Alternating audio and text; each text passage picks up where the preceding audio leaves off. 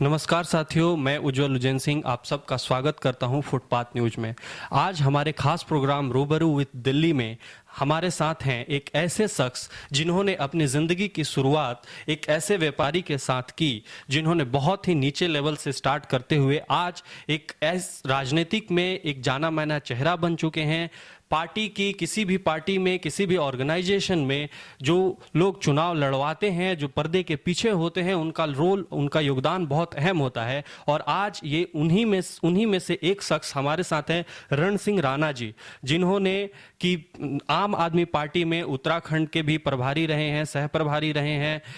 पंजाब, गोवा, दिल्ली में भी एमसीडी चुनाव होने वाले हैं, उसमें भी महत्वपूर्ण भूमिका निभा रहे हैं। आज हम इनसे जानने की कोशिश करते हैं, कुछ इनके निजी जिंदगी से भी सवाल करेंगे, कुछ हम इनके पार्टी से रिलेटेड भी सवाल करेंगे, कुछ उत्तराखंड और पंजाब से भी सवाल करेंगे। तो सबसे पहले तो स्वागत है सर आपका कि आपने अपने बिजी शेड्यूल में से हमारे लिए समय निकाला। आपका बहुत बहुत शुक्रिया सर। धन्यवाद सर। तो आपको क्या लगता है, आपका जो सफर रहा, एक ऐसे व्यापारी से आपने शुरुआत किया और फिर ये राजनीति में और फिर आम आदमी पार्टी के सभी महत्वपूर्ण स्थानों पर काम करने के बाद ये सफर आपका कैसा रहा? किस तरीके से देखते हैं अपने इस सफर को आप? नहीं, मैं बिल्कुल एक सामान्य परिवार से आता हूं और राजनीतिक मेरे लिए बड़ा दूर का विषय था। मैं कभी सपने में भी नहीं सोच सकता था कि मैं कभी राजनीति में आऊँगा और राजनीति में इस तरीके से काम करूँगा। पर एक समय का ही कोई चक्का था जो चल रहा था। अपने व्यापार में भी नीचे से शुरू करने से और 17 साल की उम्र से ही मैं अपना काम कर रहा हूँ लगभग। तो ये जो शुरुआत थी एक, और फिर वो मूवमेंट देखी, अन्ना की मूवमेंट को हमने देखा। खाली अन्ना मूवमेंट में समर्थन करने गए थे, कभी सोचा नहीं कि पार्टी बन जाएगी और पार्टी में हम एक उसमें आएंगे। तो ये एक वो था। और जैसे जैसे धीरे चलते गए, आगे आगे बढ़ते गए, तो राजनीति को समझने का और राजनीतिक पार्टियों को समझने का और इनके दो मुहे चेहरों को देखने का एक मौका मिला। आप जो है उत्तराखंड के सह प्रभारी भी रहे हैं। ऐसी चर्चा थी कि आम आदमी पार्टी उत्तराखंड चुनाव लड़ेगी, लेकिन आम आदमी पार्टी लड़ी नहीं। ऐसे क्या वजह थी जिस वजह से आप उत्तराखंड चुनाव नहीं लड़े? उत्तराखंड के जो प्रभारी हैं वो विवेक यादव जी हैं और मैं सह प्रभारी नहीं था वहाँ पर, मैं प्रदेश पर्यवेक्षक की भूमिका में था। तो उत्तराखंड में निश्चित ही पार्टी चुनाव लड़ती, पर उत्तराखंड में हम वो आखिरी बूथ तक नहीं पहुँच पाए। संगठन हमारा उस आखिरी बूथ तक नहीं पहुँच पाया। और दूसरा, सबसे जिस आइडियोलॉजी के साथ ये पार्टी बनी है, तो पार्टी की बिल्कुल क्लियर आइडियोलॉजी है, बिल्कुल स्पष्ट है कि उत्तराखंड को उत्तराखंड के लोग चलाएंगे। जिस दिन उत्तराखंड के लोग ये मन बना लेंगे कि उन्हें एक विकल्प की जरूरत है, तो वो हम अभी नहीं देख पाए। हमें पूरे तरीके से नहीं दिखा कि उत्तराखंड को एक विकल्प की जरूरत थी, वो हम नहीं देख पाए। इसलिए वो हम आखिरी बूथ तक नहीं पहुंच पाए। और जब तक, मेरा मानना ये है कि जब तक हम संगठन का काम आखिरी बूथ तक, अगर संगठन का काम कंप्लीट ना कर पाए, तो हमें चुनाव नहीं लड़ना चाहिए। बिल्कुल सही बात करें सर। अब आप ये बताइए कि आप जो है आइडियोलॉजी की बात करते हैं, पार्टी की आइडियोलॉजी की बात करते हैं। थोड़ा सा मैं आगे बढ़ता हूं, मैं एमसीडी चुनाव पर आता हूं। जैसे कि आपने देखा, आपके बवाना के विधायक हैं, उन्होंने जो है ये आरोप लगाते हुए पार्टी छोड़ दिया कि पार्टी जो है पैसे लेकर टिकट बांटे गए हैं। आपका इस पे क्या कहना है? आप इस आरोप को किस तरह निराधार बताएंगे? नहीं, ऐसा है, बहुत लोग आते हैं, बहुत लोग कहते हैं पैसा लिया, पर उनसे जब मैं पर्सनली मैंने भी कई बार लोगों से पूछा क्या उस डील में आप बैठे थे, तो उनके पास कोई जवाब नहीं होता। और ये बिल्कुल निराधार और उसका कोई पीछे वो है नहीं। और जो चले गए उनके बारे में कोई मैं टिप्पणी नहीं करना चाहूँगा, ना टिप्पणी करके अपने आप को मैं खराब करना चाहता हूँ। पर ये बिल्कुल निराधार है कि पार्टी पैसा लेके टिकट देती है, या कुछ भी नहीं है। आम आदमी पार्टी में कम से कम ये तो है कि वो पार्टी पैसे लेके या वैसे ही भी टिकट नहीं देती है। उसका एक प्रक्रिया है पार्टी की। यहाँ पर फॉर्म आता है, अप्लाई होता है, स्क्रीनिंग कमेटी के पास जाता है, फिर 2-3 नाम शॉर्ट लिस्ट होते हैं और पीएससी अपना जो भी फैसला लेती है वो पीएससी का होता है। चलिए, आप इसको बिल्कुल निराधार बता रहे हैं, लेकिन आप ये बताइए कि पंजाब चुनाव आम आदमी पार्टी के लिए बहुत उम्मीदें थी। आम आदमी पार्टी को वहाँ से जो भी लोग संगठन को देख रहे थे, वहाँ से सभी को उम्मीद थी कि आम आदमी पार्टी यहाँ से लाएगी। लेकिन एक तरह से देखा जाए तो आम आदमी पार्टी की वहाँ बुरी हार हुई है उनके उम्मीदों के अनुसार।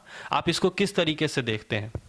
नहीं, सबसे पहले तो जो आपने कहा कि वहाँ पर बुरी हार हुई है, तो बिल्कुल भी बुरी हार पार्टी की नहीं हुई है। 4 साल की केवल ये पार्टी है और 4 साल में अपने एक क्षेत्र को, अपनी एक छोटी सी वन चौथाई स्टेट को छोड़ करके हमने दूसरी स्टेट में चुनाव लड़ा और आज हम मुख्य विपक्षी की भूमिका में हैं। तो मैं ये बिल्कुल नहीं मानता हूं कि पार्टी की बुरी हार हुई है। पार्टी जीती है वहां पर और विपक्ष की भूमिका में आज आम आदमी पार्टी है, तो मैं बिल्कुल भी नहीं मानता हूँ।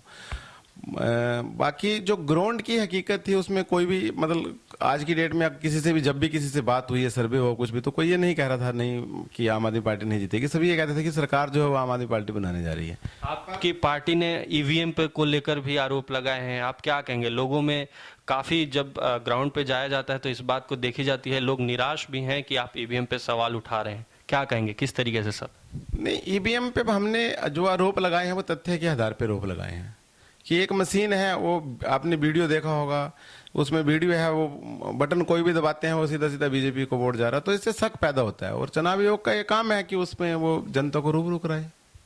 बिल्कुल ठीक बात है सर। अब आप ये बताइए कि आप पंजाब हो गया, उत्तराखंड हो गया, आप गोवा में थे, आप गोवा में आपको उम्मीद थी, उत्तराखंड का आप चुनाव नहीं लड़े, गोवा का चुनाव लड़े, आपको वहां पे भी उम्मीद थी कि कम से कम आप कुछ सीटें लेकर आएंगे, लेकिन वहां तो बहुत ही बुरी हार हुई सर। वहां तो 6% आपको वोट मिला, जीरो सीट मिली। आपका क्या कहना है इस पे? आप वहां भी रहे हैं, गोवा में भी आपने काम किया, किस तरीके से, कहाँ चूक रही आपकी? नहीं, बिल्कुल गोवा में मुझे काम करने में, गोवा में मुझे काम करने का मौका मिला, पार्टी के माध्यम से मैं गया और मैंने काम किया। तो गोवा में भी हमारी हार नहीं हुई है। गोवा बहुत दूर है, वहाँ लैंग्वेज की प्रॉब्लम है और ये बहुत छोटी पार्टी है, 4 साल बनी हुई है और आंदोलन से निकली हुई पार्टी, और वहाँ काम किया और लोगों के बीच में रहे। लोग आज भी ये बात मानते हैं कि आपने बहुत अच्छा चुनाव लड़ा। वहाँ के अधिकारी ये मानते हैं कि बाकी अगर चुनाव लड़ा तो आम आदमी पार्टी ने लड़ा, तो बहुत अच्छा। और वहाँ पर जो हमें वोट शेयर मिला वो तो हमारे लिए एक प्लस पॉइंट है, बढ़ोतरी ही है हमारी। तो हमारी गोवा में भी हार नहीं हुई और आप आगे आगे देखेंगे कि गोवा में भी एक पार्टी का गठन हुआ।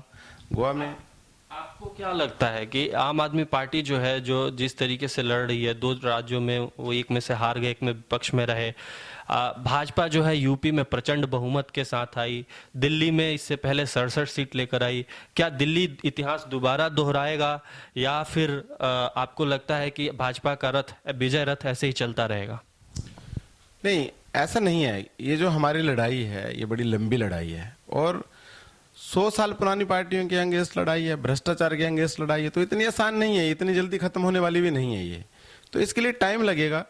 और दूसरा, जब आप दिल्ली से बाहर निकलते हैं, एक गांव में जाते हैं, कस्बों में जाते हैं, जैसे आपने उत्तराखंड की बात करी थी, तो मैं वहीं से स्टार्ट करता हूं कि जब आप गांव में जाते हैं तो पता करते हैं, तो गांव में जानने वाले, मतलब जहां आज भी ऐसे इलाके हैं जहां लाइट नहीं है, जहां सड़कें नहीं हैं, जहां आपका टेलीविजन की न्यूज भी लोग नहीं सुन पाते, तो वहाँ उन स्थितियों में काम करना थोड़ा मुश्किल होता है, टफ होता है।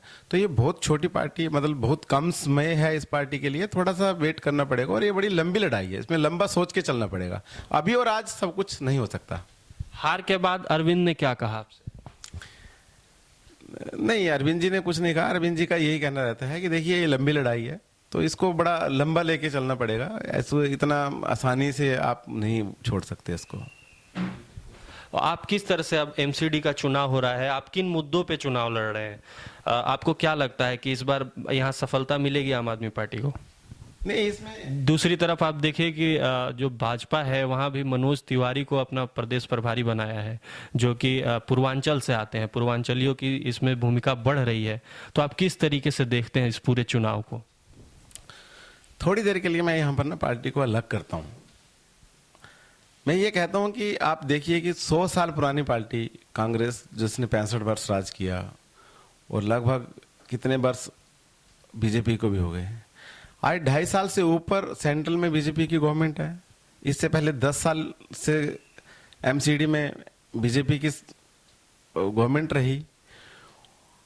इन दोनों पार्टियों में विकास के नाम पे कुछ है ही नहीं, मुद्दों के नाम पे कुछ नहीं है, और केवल 2 साल आम आदमी पार्टी को हुए।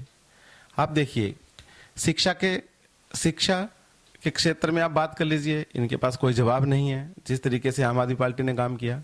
सेकंड, आप आ जाइए हेल्थ के क्षेत्र में, आप देख लीजिए, इनके पास कोई जवाब नहीं है।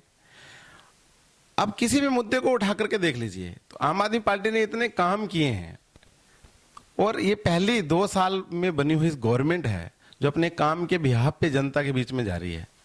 आज आप मनोज तिवारी को देख लीजिए, नरेंद्र मोदी को देख लीजिए, कांग्रेस को उठा के देख लीजिए, इनके पास विकास की बात आप करें तो सही, इनके पास कुछ है ही नहीं बताने के लिए।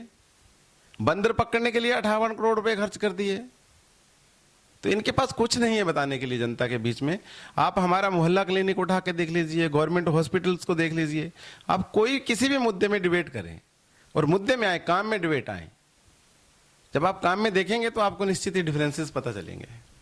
आपको कितनी उम्मीद है, कितनी सीटें यहाँ से निकलेंगी, कितने आपकी तीनों जो आपके हैं उसमें सरकार आप बनाने जा रहे हैं?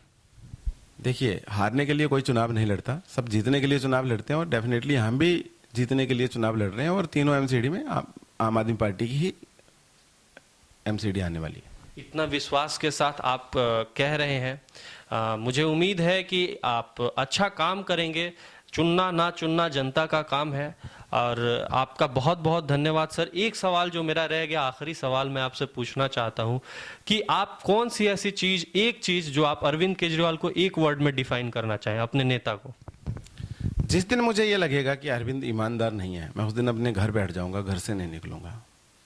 पर मैं एक वर्ड जिसमें आप अरविंद को डिफाइन करना चाहें। हाँ, एक वर्ड वही है कि अरविंद ईमानदार है और बिल्कुल जनता के लिए लड़ना चाहता है। बिल्कुल, तो जैसा कि आपने देखा कि इन्होंने हर बात का बहुत बेबाकी से जवाब दिया। इन्होंने बताया कि किस तरह से उत्तराखंड में चुनाव नहीं लड़े, किन वजहों से, पंजाब पे बात की, गोवा पे बात की, दिल्ली एमसीडी पे बात की, मनोज तिवारी भाजपा पे बात की, सभी का बेबाकी से जवाब दिया इन्होंने। बड़ी ईमानदारी बरती अपने जवाबों में। मैं इनका बहुत बहुत शुक्रिया करता हूं सर कि आपने हमारे लिए समय निकाला और इतनी बेबाकी से जवाब दी। आपका बहुत बहुत धन्यवाद। धन्यवाद सर। धन्यवाद सर।